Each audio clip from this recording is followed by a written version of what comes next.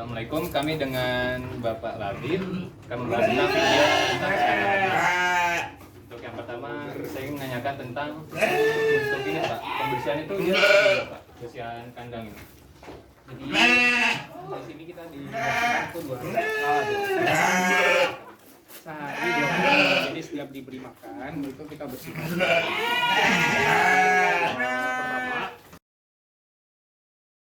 ini yang jatuh-jatuh, rumput-rumput yang jatuh-jatuh ini kemudian dibuang, kemudian pakan-pakan sisa itu dikeluarkan. Nah, setelah pakan-pakan sisa dikeluarkan, diisi dengan yang baru, kotoran digeser ke belakang.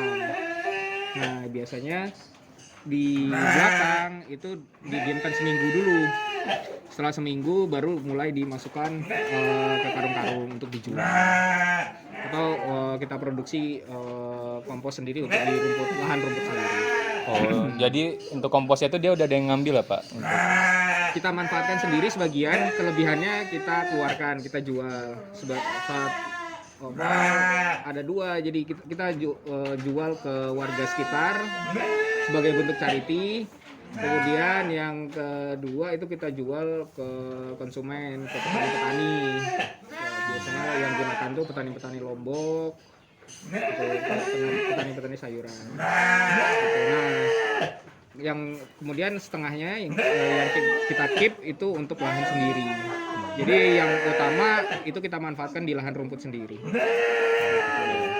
Terus selanjutnya Pak, kalau untuk domba nih Pak, dia Pak supaya dia selalu sehat gitu, supaya produktivitasnya bagus gitu. Jadi ini ada treatment rutinnya teman-teman. Jadi pertama itu pasti kita treatment bulanan. Setiap bulan, karena ini yang di sini itu pembibitan semua, itu setiap bulan kita treatment obat cacing yang pertama. Kemudian yang kedua itu vitamin, ada vitamin B kompleks sama ADEK. Itu untuk treatment rutinnya mereka. Kemudian nanti sisanya itu ketika memang misalkan dia ada sakit gitu ya, misalkan dia teridentifikasi sakit nih, nah itu baru kita treatment sesuai dengan penyakitnya apa gitu. Misalkan penyakitnya yang disebabkan karena bakteri, misalkan diare misalkan ya, nah itu kita kasihkan antibiotik spektrum luas aja dia udah sembuh. Nah, untuk mempercepat kesembuhannya paling kita tambahkan vitamin B kompleks. Gitu. Tapi Pak, untuk di sini. Kalau untuk penyakit sendiri di kandang Bapak pernah ada penyakit gitu nggak Pak? Pak, alhamdulillah belum sama sekali. Gitu. Alhamdulillah di sini yang penyakit yang paling sering itu ya paling orf sama diare. Tapi biasanya diperhatikan dulu diarenya nih berapa lama. Misalkan dia diare bukan diare ya, tapi kotorannya rada encer gitu, tapi nggak begitu encer. Itu ditunggu berapa hari aja itu sembuh. Jadi treatment obat di sini tuh jarang sekali, kecuali suplemen ya, vitamin sama obat cacing. Nah, obat cacing sendiri itu diperhatikan juga teman-teman. Dia misalkan masih lagi bunting seperti yang di kandang sana, itu bunting semua, itu obat cacing pasti kita stop. Jadi obat cacing itu pemberiannya untuk ternak-ternak yang cempe-cempe yang baru lahir, yang lepas sapi umur 3 bulan. Kayak gini Pak. Ini kan belum lepas sapi, dia nggak boleh kena obat cacing dulu. Nah, yang nanti mulai treatment obat cacing itu kalau misalkan dia sudah lepas sapi umur 3 bulan. 3 bulan itu setiap bulannya kita treatment obat cacing. Kemudian ternak-ternak yang tidak bunting itu kita obat cacing sama sama ternak-ternak yang akan kita program bunting. Nah, sebelum dia masuk ke program bunting itu kita obat cacing terlebih dahulu. Gitu. Dan sebelum masuk program bunting itu juga dikasih suplemen, terutama vitamin ADEK. Berarti Bapak suplemen paling baiknya itu vitamin ya? Paling banyak ya? Paling banyak vitamin. Kalau untuk pakan Pak, Bapak pakai apa nih? Pakai rumput odot. Rodot dicampur ransumnya? Odot ini dulu saya punya mesin chopper, tapi mesin choppernya saya pakai untuk giling kotoran. Oh. Jadi apa namanya sekarang belum punya lagi gitu ya mesinnya, jadi kemarin sempat rusak gitu, lama nggak dipakai, akhirnya saya pakai untuk apa giling kotoran. Jadi rumput yang masuk ke sini itu rumput utuh kayak gini, jadi rumput langsung dimasukkan aja ke sini gitu sama konsentrat. Nah biasanya kalau bapak rumput tuh kan kadang siapa tahu ada serangga atau apa, tuh bapak langsung diamin dulu apa langsung bapak kasih segar-segar aja gitu? Rumput itu kita ngarit itu jam 9 atau jam 10 ke atas. Nah, harapannya kenapa kok diarit jam 10 ke atas, jam 9 ke atas gitu supaya cacing-cacingnya itu sudah mati. Jadi rumput itu kita arit itu sudah dalam kondisi kering gitu ya. Maksudnya bukan kering kita keringkan, bukan. Kering tapi matahari ya, Pak? Kering kena sinar matahari, jadi sudah tidak ada embun lagi di rumputnya. Terus kita bawa ke kandang, sudah didiemin aja di situ, kita tumpuk di sana. Dilawin dulu Pak? Setelah itu sore biasanya kita selesai siang, nah nanti sore baru dipakannya. Jadi kita ngarit setiap hari di sini. Tapi kan kata bapak dia nggak boleh ada embun tuh Pak. Nah itu kenapa tuh Pak? Untuk mencegah telur cacing. Oh, dia telur cacing tuh? Jadi telur cacing itu kan biasanya terbawa di embun gitu ya. Nah, embun itu kan nempel di daun-daun hijauan. Nah, supaya daun hijauan itu tidak tidak terkena telur cacing, maka biasanya kita layukan terlebih dahulu, atau kita ngaritnya itu udah kena sinar matahari, jadi embun itu sudah hilang, telur cacingnya pun mati. Oke.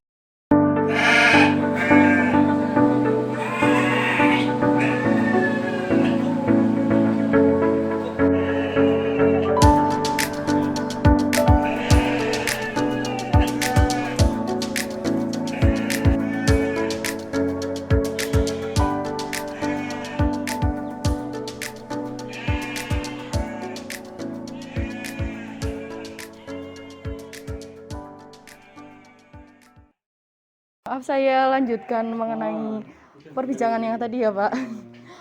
Saya izin bertanya mengenai farm di tempat Bapak. Tadi kan penyakitnya sudah dijelaskan Bapak, tadi ada diare ya Pak. Iya. Nah itu faktor penyebab diare bagi ternak itu apa ya Pak?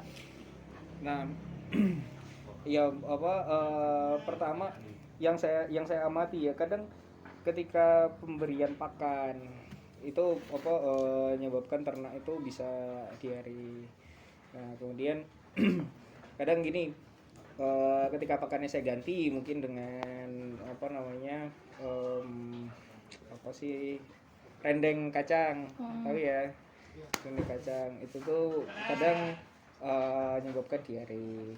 Jadi setelah dia makan kacang, nah itu biasanya diikuti bukan diare ya, tapi kotorannya itu menggumpal, dan dia itu nggak biasanya kalau bentuk kotoran domba kan kelihatannya dia bulat kecil gitu.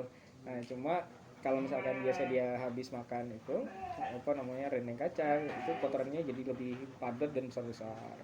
Nah, gitu. Berarti jadi lebih mirip kayak kotoran sapi, tapi kan nggak sebanyak sapi gitu.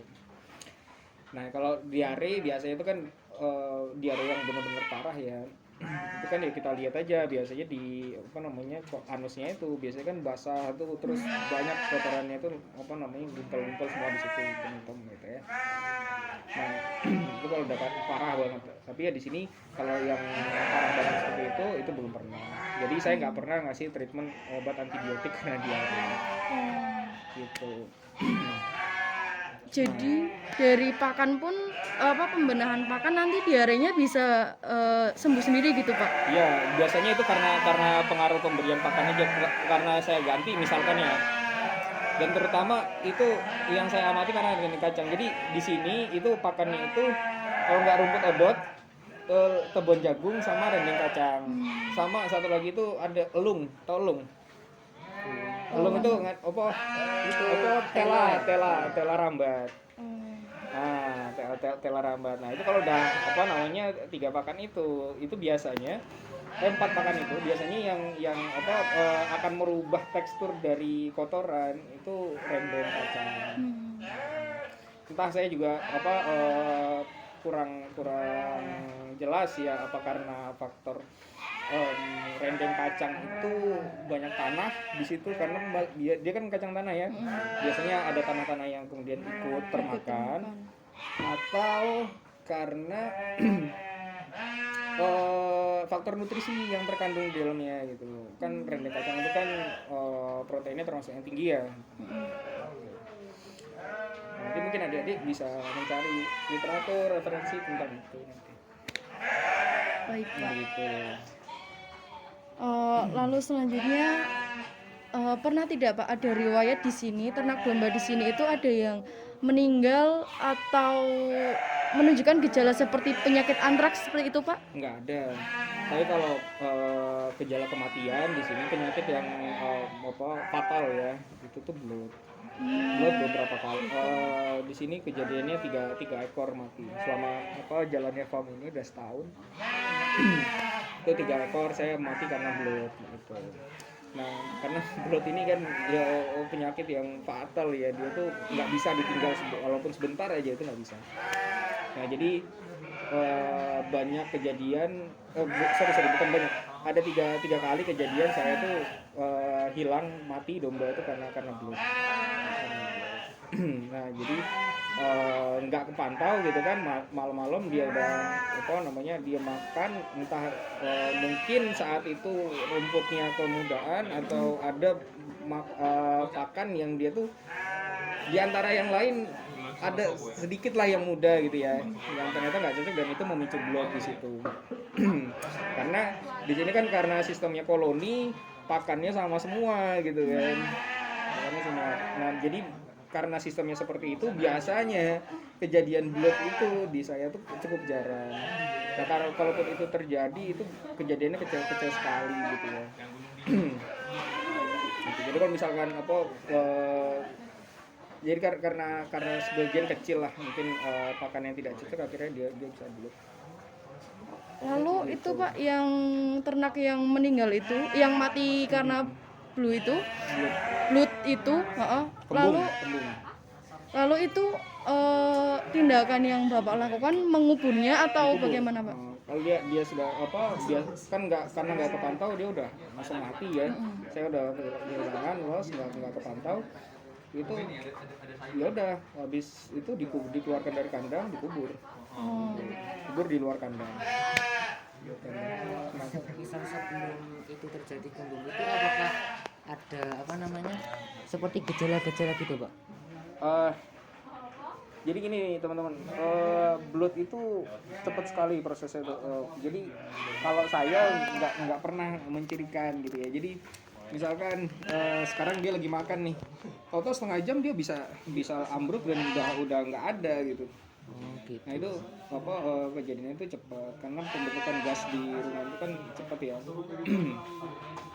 Nah, sebenarnya saya juga untuk mencegah itu ya obat-obatan pasti ya. Obat-obatan anti bloat itu ada, saya nyetok. Nah, hanya kalau misalkan kejadian bloat itu tidak terpantau, ya sama aja. Kapan kita mau ngasih obat? Atau dia kan udah mati gitu kan.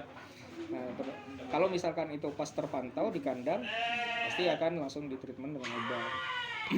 Jadi itu masih awet obatnya, nggak terpakai gitu. Namanya kalau pakai cara tradisional itu ya Pak? Nah, cara tradisional itu ada pengobatan untuk mengatasi bloat itu. Itu kalau terpantau itu bisa kita gunakan minyak goreng. Karena minyak goreng itu sifatnya itu menyerap busa. Jadi bloat itu ini kemarin saya ngajar apa ya? Sorry, aku lupa ngajar apa gitu. Kemarin itu saya jelaskan juga. Nah, jadi bloat itu bukan karena dia masuk angin kayak kita. Oh di sini anginnya deres gitu ya, anginnya kenceng gitu, terus dia bisa masuk angin. Nggak karena itu teman-teman. Tapi bloat pada ternak, terutama domba dan sapi, itu tuh karena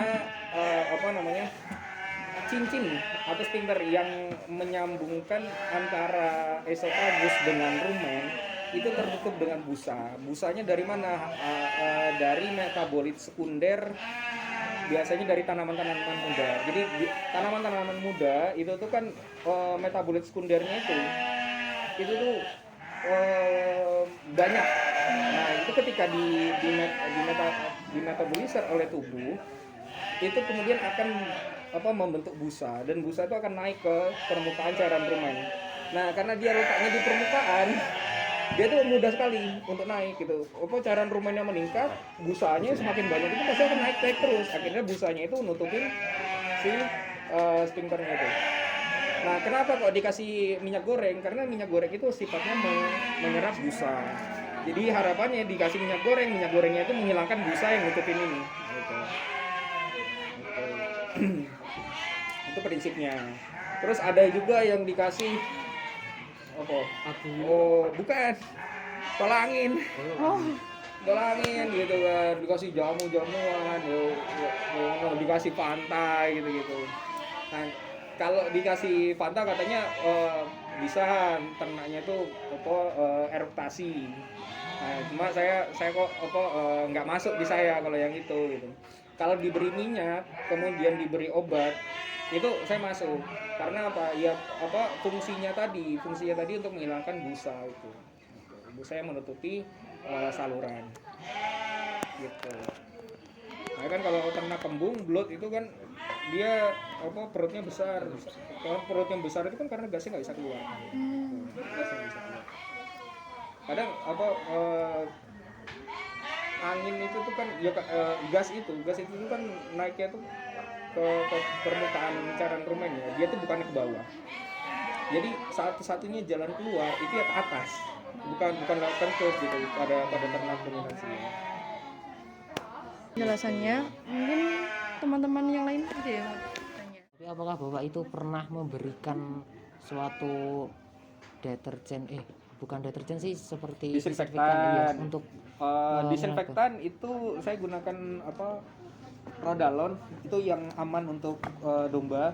Jadi misalkan dalam kondisi musim hujan sekarang ya, ini memasuki musim hujan, ini biasanya saya semprot disinfektan supaya pertumbuhan lalat itu tidak banyak gitu. Biasanya kandang yang kosong, ini baru kosong, ini lagi dibersihkan, setelah ini dibersihkan selesai itu disemprot disinfektan. Ini untuk kandang pengemukan, karena kalau kandang pengemukan itu ada waktunya dia kosong kan.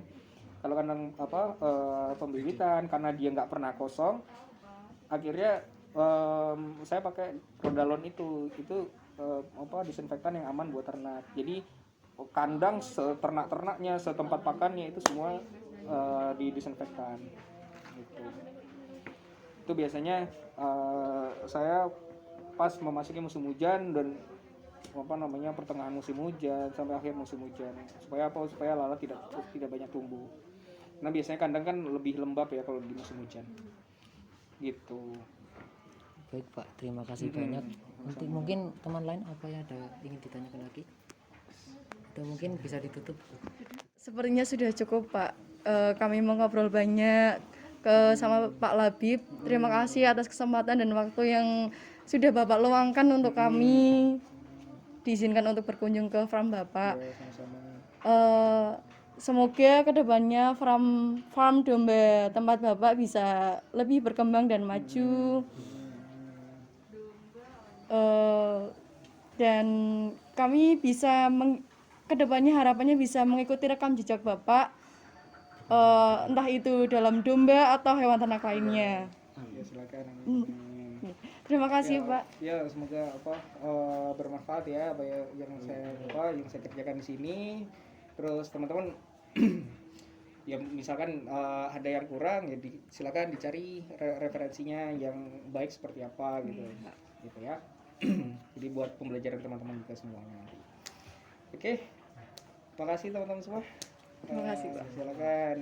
Ya, sama-sama. Oke.